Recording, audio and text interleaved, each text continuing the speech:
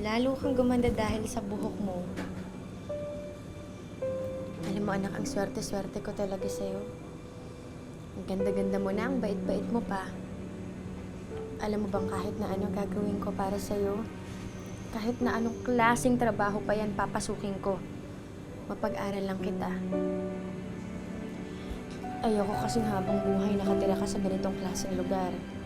Gusto ko dumating yung panahon na umasenso ka. Nay, di po ba maganda rin po si Luna? Kasi magkapatid po kami.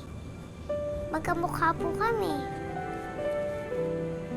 Sana po ayusan niyo rin siya para lalo po siyang gumanda.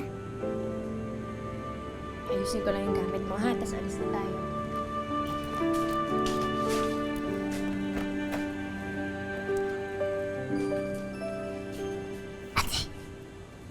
Ka dito. Nakita ko na naman yung anino eh.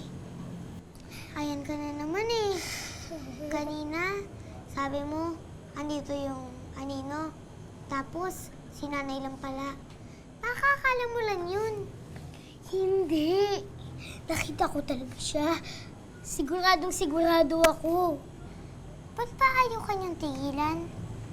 Para siyang mga salbahing bata sa school. Siguradong hindi nila ako tatantanan. Sana pwede kitang samahan sa school, no? Luna, ano bang sinabi ko sa'yo? Hindi po ako lalabas ng bahay at hindi din po ako magpapakita sa mga ibang tao.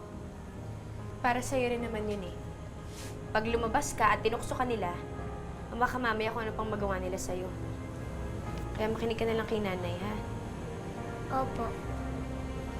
Lang, ka na. O, huli ka na.